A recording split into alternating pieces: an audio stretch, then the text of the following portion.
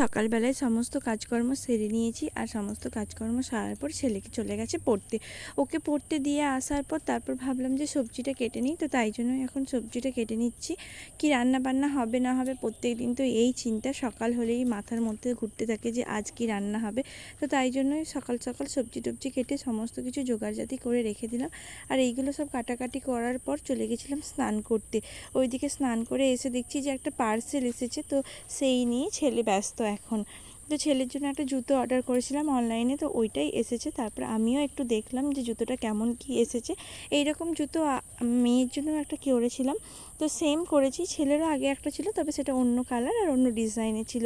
এইবারে একই রকম করেছি। তিতলির জন্য একটা জুতো করেছি, সেটাও এই রকমই। তো ঋদ্ধির জন্য করলাম একটু বড় সাইজের। তো জুতোটা তো বেশ ভালোই এসেছে, আর সেটা নিয়ে ছেলে খুবই খুশি হয়েছে। তো ও একবার পরেও দেখলো যে কেমন কি লাগছে। জুতোটা তো আমার খুব পছন্দ হয়েছে। তোমাদের কেমন লাগছে জুতোটা অবশ্যই কমেন্ট করে জানিও। আর তারপর এই যে এখন চলে গেছিলাম ছাদে জামা কাপড়গুলো মিলতে, কারণ স্নান করে আসার পরেই আগেই আমি পার্সেলটা দেখতে লেগে গেছিলাম, কারণ যদি ভুল আসে বা কোথাও ছেঁড়া ফাটা কিছু থাকে তো তার জন্য রিটার্ন করতে হবে। তো তাই জন্য আগে পার্সেলটা দেখে নিয়েছিলাম, আর তারপর ছাদে গিয়ে এখন জামা কাপড়গুলো মিলে দিচ্ছিলাম। আজকেও মোটামুটি